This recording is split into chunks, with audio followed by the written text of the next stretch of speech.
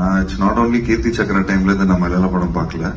நான் எங்க அப்பா வந்து சூப்பர் குட் பிலிம்ஸ்ல வந்து சூப்பர் குட் பிலிம்ஸ் படம் ஆரம்பிக்கிறதுக்கு முன்னாடி 82ல இருந்து 90 வரைக்கும் எல்லாம் கல்ஃப் கண்ட்ரில இருக்கிற பெரும்பாலும் அவுட் ஆஃப் 100 பிலிம்ஸ் ஒரு 95 பிலிம்ஸ் எங்க அப்பா தான் எல்லாம் துபாயில இருக்கிற கல்ஃப் கண்ட்ரில இருக்கிற எல்லா படங்களுக்கு வந்து அவர் தான் டிஸ்ட்ரிபியூஷன் பண்ணுவார்.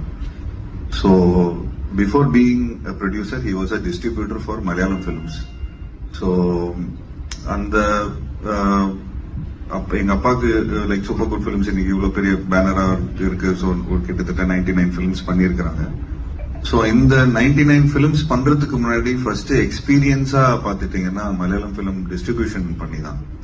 So then slowly we got into Tamil films and ஏன்னா பேசிக்லி ஃப்ரம் சென்னை.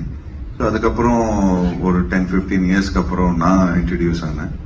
ஸோ அதுல எனக்கு வந்து கீர்த்தி சக்கரா படம் வந்து பேசிக்லி தமிழ்நாட்டில் வந்து ஆர்மி பிலிம்ஸ் பெருசா அந்த டைம்ல எல்லாம் வரல. இப்ப கூட எல்லாம் நிறைய ஆர்மி பிலிம்ஸ்ல இப்ப அமரன் படம் தான் நல்லா போயிருக்கு. மற்றபடி நான் இட்ஸ் நாட் ஓன்லி